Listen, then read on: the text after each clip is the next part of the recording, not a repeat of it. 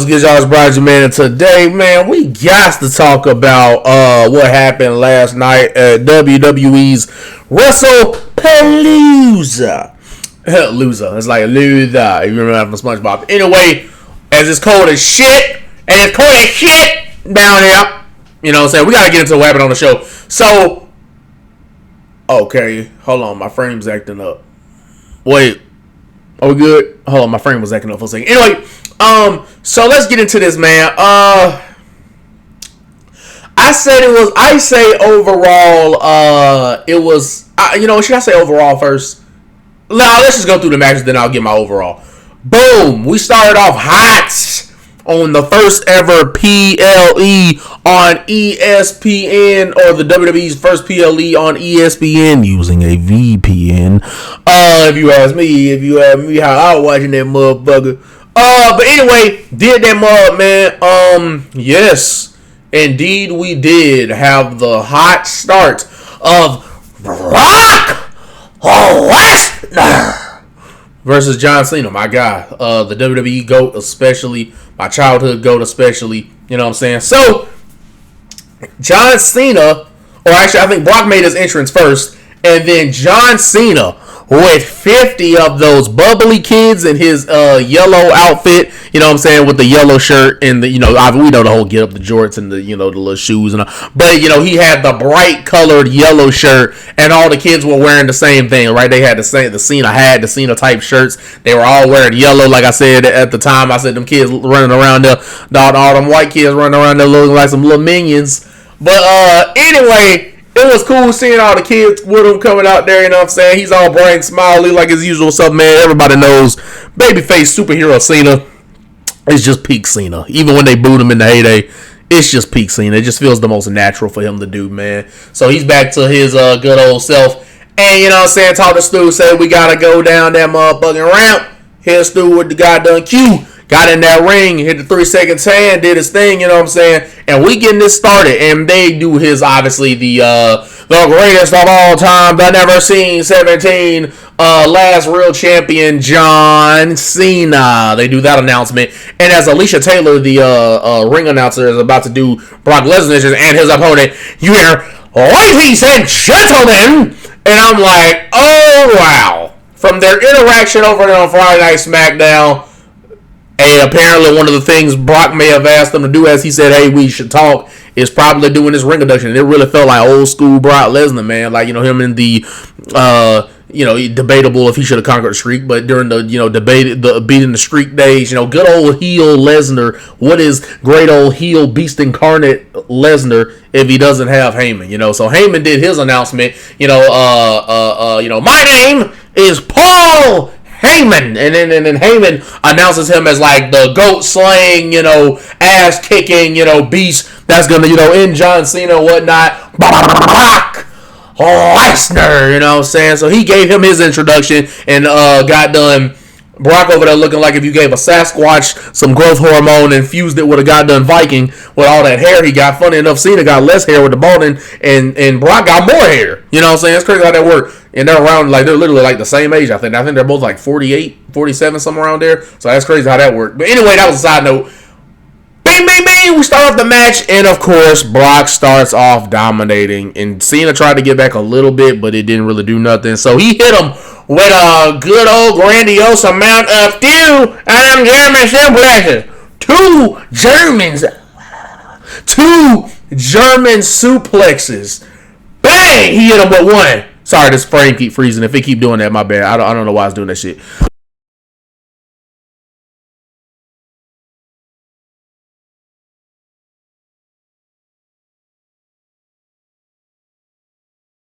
Damn. Come on. Work with me. All right, I gotta stay back here so I don't hit my mic again. Bam! He hit him with 2 German suplexes, and then he hit him, I think, with an F5. I think Cena might have kicked out of a F5 or 2. I think he kicked out. And Cena comes back with a flurry of not 1. Not 2. But 3. 3. You know what I'm saying? 3 AAs, man. Boom. Dumped them down. And then again, all these were back to back. And again, and all that, because Brock kept getting back up, Even though he was, the first one he got up pretty quickly after the first one, then he got up a little slower after the second one, then the third one he stayed down. 1, 2, oh, but he didn't stay down for the 3, man. He got that kick out. And I kid you not, bro, 7 to 10 seconds after that, he literally clotheslined John Cena like he didn't just get hit with 3 AAs. I mean, proceeded to act like it was nothing. And then I think he might have hit a power slam at one point. Did Brock Lesnar on the John Cena. And then he just hit him with like 4 F5s straight. It was like 3 or 4 F5s just back to back to back to back. Just boom, a F5. Oh, I'm not done with him. Get him again. Well, boom, another F5. And I get him again. It's not enough. It's not enough. Boom, hit him with another F5. Alright, I'm done. Matter of fact, I'm not. I'm Brock. I do whatever the fuck I want. Get him up again and shall do, y'all. F5. F5. And 1, 2, 3, bro.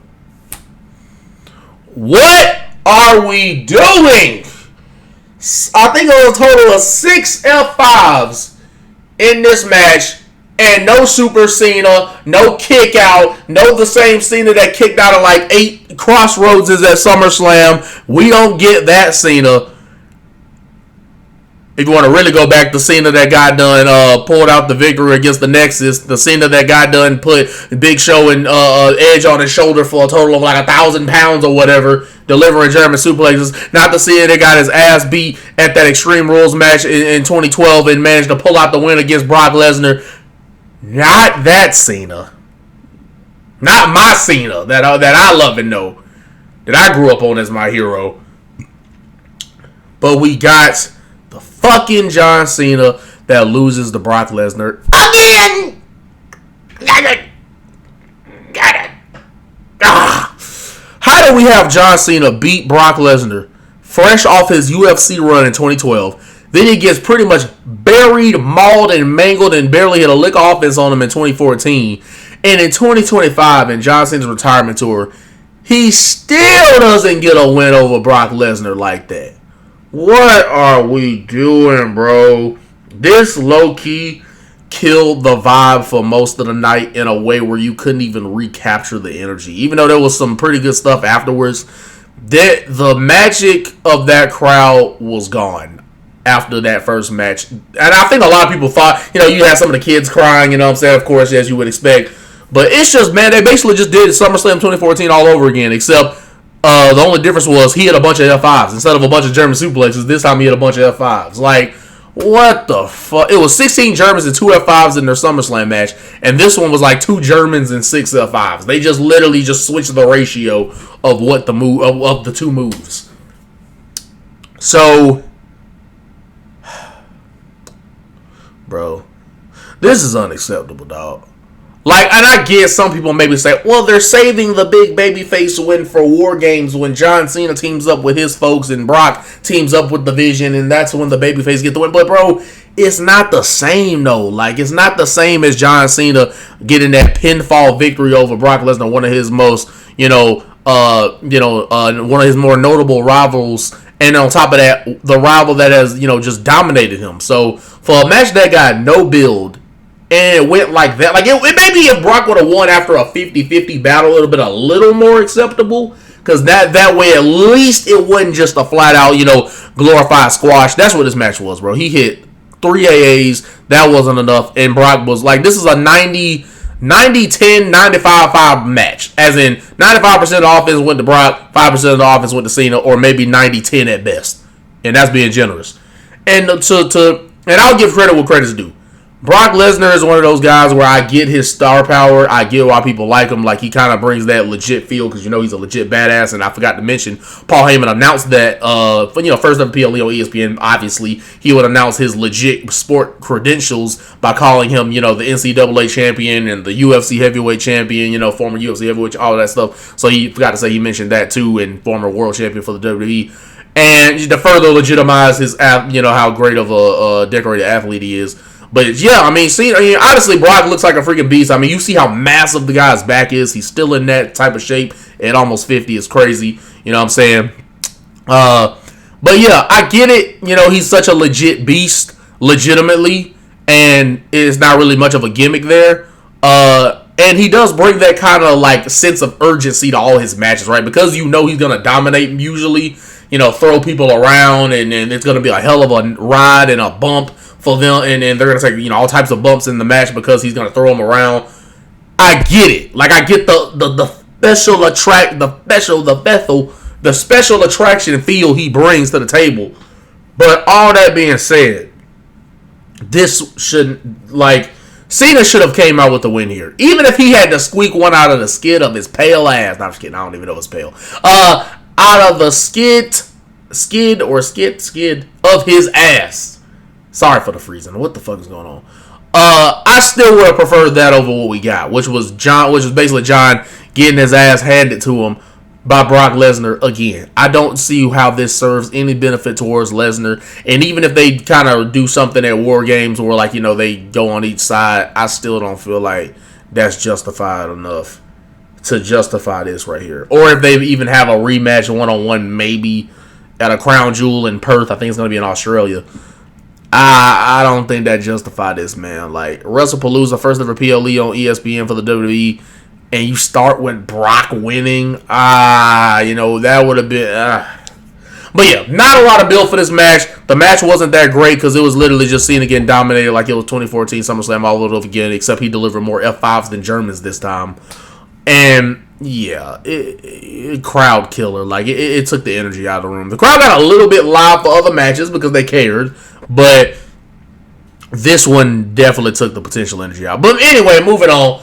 The Usos versus Braun Breaker and Bronson Reed. So the match, the night already started off with what the fuck. Like, most people would, some people may, not mind, but most people like me and others were like, bro, this should have been a John Cena win. So the first part of the night already started off disappointing, and people got to understand that first match really needs to set the tone, because that sets the tone and the energy of the crowd for the rest of the night. So they sucked that energy right out of the room with Cena losing. So we got to the second match, and it was the Usos getting their old theme back, because the Usos are back together, so their Usos theme played, and then they switched over to the Jey Uso theme to let, ESPN, see the guy done yeeting with the flashlights on and stuff, to, for that cool visual.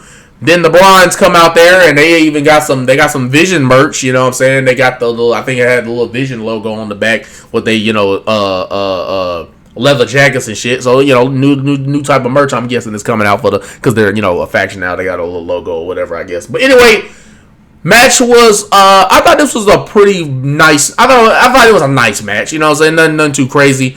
The biggest thing other than LA Knight, being the special guest referee, so he allowed them to do all types of shit. Those people. Did somebody go through a table? I think it was like a double spear through a table, and Jey Uso hit Braun Breaker with a chair, and when he winded the chair back like this, so he hit Braun Breaker, and then I think when he went to hit him again, he mistakenly bonked his own self with the goddamn leg of the chair, and it busted him up bad, bro. Jey Uso was goddamn bleeding woo, you could see him oh shit. And then I think you even saw LA Knight go over to Jey hey bro, you might catch a spear, and Braun hey, might want to hit the spear right here, you know what I'm saying, to kind of let him know, hey, they might be pivoting from whatever the original finish or whatnot was. But as we predicted, because we were 0-1 predictions, because I thought John was going to win, but we were then 1-1 predictions when Braun Breaker, I think, hit a spear, and then I think Big Bronson Reed hit a tsunami, and that was for the 1, 2, 3. And yeah, the Bronze, or the Vision, of Braun Breaker and Bronson Reed won the match. So we were 1-1 by predictions. Nice match. I could get that maybe 6.5, 7. You know what I'm saying? Not nothing too shabby, But anyway, yeah. Heel should have got the win here, considering who was going to take the loss later in the night with the whole Vision faction. It made sense that they would get the win here. Wish they would have had the tag team championships, because that would have made this match feel a little more of something was on the line, because we've kind of seen variations of this matches for every single Monday for quite some time, so it didn't really feel like that much of a fresh match, because it was just Jimmy instead of a LA Knight or whoever, But anyway, middle best match of the night by far when this match took place, and that was Stephanie Vaquer versus Io Sky. They delivered. I could get that maybe an 8 out of 10 match. The match ended with a spiral tap. It's like AJ Styles is where he kind of it's like it's like he's about to do a front flip off the top rope, but then he twists in midair like a double twist rotation, But Stephanie, I think, did it backwards. Like, she had to where she was facing like where the crowd is at on the top turnbuckle, and she jumps backwards and does the double twist where she lands on her stomach rather than facing the opponent and doing the double twist and landing on the back. But anyway, she got the win here as I predicted. Made a bold prediction there because I didn't know if they were gonna. At first, I was thinking Io was gonna win because I thought maybe that's how they set up Io and Asuka, is because now she's the champ or whatever. So that's a banger first feud.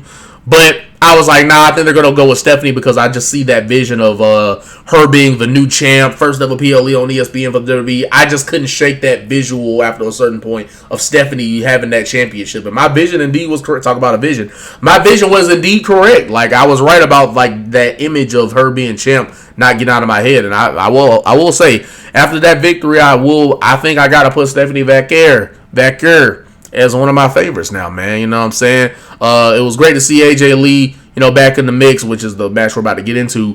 Bianca's probably one of my favorites of all time for the females, but I think Stephanie Vaquer has gotten her way in there, man. They have made her a star quick, so shout out to her. She's a great wrestler. English is getting better every time we see her, so you could tell she's one of these people that actually wants to put in the work, and from a wrestling standpoint and a promo standpoint, because she's even, like I said, learning more English and all that good stuff every week. You see it progressing, so shout out to her. She obviously looks good, we know this. We did get our Devil's Kiss, if you know the move, with the shout out that boy Booker T, man. But anyway, yeah, it was, like I said, maybe you could say maybe 8 out of 10 match. Like I said, first match to start us off, you can get that shit like a 5, bro. That's 4-5 at least, you know what I'm saying? But anyway, 2-1 on predictions by this point, and then we got to the co-main event, which probably should have been the main event because it was the longest match. And side note, I think there was something about Triple H apparently saying that the reason why there was a lack of build to the Stephanie Vaquer Io match, which we all were pointing out, is because I think Vaquer had got the flu or something a couple weeks before, so that's why the build was a little odd. But that was a side note of what I think I heard on Twitter. They quoted Triple H saying that. But anyway, that was for the odd build. But we knew it was going to be a good match, and it was. I don't know if it was match of the year. We might have to kind of reevaluate for that. But anyway, we got to the mixed tag match as we were 2-1 on predictions. Mixed tag match, the one that had the most hype, most build, most intrigue, most interest behind was Seth Rollins and Becky Lynch, the World Heavyweight Champion and the Intercontinental Women's Champion, versus CM Punk and the return of AJ Lee, her first match back. And she looked pretty good in there. Obviously, a few little kinks to work out. Nothing too serious. But it looked pretty good in there. The match ended with, I don't like to go through like a blow by blow because y'all kind of know what happened, and if you don't, then that ain't my fault. The notable thing that happened here was AJ Lee they were building the whole match around AJ Lee getting the tag, right, and not being able to do it because a Seth would pull Punk back or Becky would pull her off the apron because the whole thing is the girls fight the girls. So if a girl gets tagged in, the other girl automatically has to go in there. Same with the guys. So that's how that worked. And so boom, they were building the whole match around AJ Lee because first match back, around her getting the tag, and she got the tag. She had a crossbody off the top rope. But anyway, that's side note. I think Becky got put in a submission by Punk, so they can't move on him, but apparently they can hit a submission move. They said that ain't too painful. But anyway, so we ended up getting a what was it? We ended up getting what was it like? Hold on, pan over here. Come on, mine just came back, so I just switched the camera over here. Anyway, for a little minute. So then we got that, right? So we hit her with the what am I trying to say? Yeah. So they were out on the outside, and what happened when they got out on the outside was they both had who I think it was like Becky had AJ in a move. I think it was going they were both gonna do dual rock bottoms or whatever, or big manhandle slam. That's what she called us, but it's same shit. Anyway, they were both about to do that, and then it switched to Seth and Becky were gonna do it. Then it switched to Punk and AJ were about to do it. Then it switched back to them, but they were exchanging who was gonna hit who with what move, and it ended up being Becky shoving AJ into Punk and Seth, and they all ended up crashing down on the announce table because AJ had pulled all the stuff off the announce table, and so did Punk. He just following his wife's lead. You know what I'm saying? AJ's husband. But anyway, she got shoved in. They fell through the table. Did Punk and Seth, and AJ fell onto the table too. She kind of had a delayed reaction because the table crumbled down and AJ like went up a little bit and her stomach kind of hit that little sidebar. I was like, God, dog. So that was just a whole car crash there. And Becky sees that she, did what she did, throws her back in the ring to capitalize, hit the manhandle slam in the ring, but no, it gets countered, a beautiful counter, into her Black Widow submission, that octopus hold, that standing octopus hold and stuff like that. And Becky ended up tapping, and I think that sets up now a Intercontinental Women's Championship. Okay, we get for AJ Lee, who I actually believe will eventually take the title, if not on the first attempt, maybe on the second attempt. But yeah, AJ Lee, man, she tapped out the Intercontinental Women's Champion Becky Lynch. Fun match. I get this like 8.5. It was a pretty fun match, and funny enough, fun fact, I was at work, or I wasn't working anymore, but I still had to be at work until I had to clock out. So I had to actually go to the gas station and buy a car charger because my stuff be tripping. So I had to buy a car charger as this match was happening and plug my phone in so that it wouldn't die as I was watching the match. But that's a little side fun fact there. But anyway, that happened, and yeah, man, like I said, fun match, 8 to 8.5 out of 10 match. I get that right there. Pretty fun. And yeah, probably should have been the main event. It was the co-main event because the main event was for the WWE Championship, man. Cody Rhodes, the champion, versus Drew McIntyre. And it was a decent match. You could get a match like maybe 6.5 match. I can't really give it that 7 because the crowd didn't get really into it, even though they were doing some nice stuff. Crowd couldn't really get into it. And yeah, the whole thing was that, kind of story maybe telling of Dill's Cody. Maybe he took a little more, since he's been off for like 5 weeks, because could that, hinder his performance a little bit. But they really only showed that once when he went for a Cody cutter and he kind of tripped up. I don't know if that was a work or if he genuinely like tripped up. But boom, he had a Cody cutter on the Drew McIntyre. Then he was going to get Claymore through the table like how he did on SmackDown a couple weeks back, where he gets his head basically driven through that goddamn announce table. And ref tried to stop Drew, and I don't know why, because like we've seen more dastardly things happen and the ref doesn't try to get in the way. But anyway, and even when it's all legal and everything, I don't know what the deal is with that. But Drew kicks the announce table, but Cody got out the way because the ref tried to stop him, so he had time to get out the way. Drew hurts his own leg, gets put back in the ring, a top rope Cody cutter, and a crossroads for the 1-2 got done 3. So Cody Rhodes retained, and that was it. Nothing else. Nothing other than on the press conference. This was after the show was over. They said they had a face-to-face between Cody Rhodes and Seth, which there's a story there, so that should be intriguing. And they're doing the whole champion versus champion thing for the world titles. Not like anything's on the line, but both the world champions compete against each other at Crown Jewel. They're doing that again, like how they did last year. I'm not a big fan of that because I don't like having the idea that a champ has to look less than the other champ, considering they're both world champions. But that's just me. Anyway, it'd be interesting to see how that go. But anyway, that was it though. Like I said, 6.5 match at best. Can't really give it that 7 because I would have gave it a 7 if the crowd was more into it. But I think, like I said, from that first match, just sucking the energy out of the room that the crowd had for that opening match and big match, to just that just really destroyed the tone of the rest of the night. Like, nice little match, I guess you could say. Okay, the decent match between the Bronze, as I say and the Usos, and then good match with Stephanie and Io. They gave that a little bit of energy, and then the co-main event was a lot of fun. But then the main event, like I said, just kind of a standard, world title match. Even though they were doing some nice stuff, it's just standard world title match. It wasn't like anything setting the world on fire. Drew shot him being the big guy he is, freaking leaping and doing the tope over the top rope, But like I said, they were doing some, nice stuff. But I think the match 1 lacked heat, and 2, it didn't have anything after, like a Randy Orton maybe coming out there turning heel or something big to end off the PLE to justify why this match should have been the main event over the most highly anticipated match with the mixed tag match, the mixed married couple tag match. So yeah, nothing good enough to justify it. So overall, like I was gonna say at the beginning, overall I get this PLE, first ever PLE on ESPN for the WWE, or WWE's first PLE on ESPN using a VPN if you meet. I gave it like a 6.5.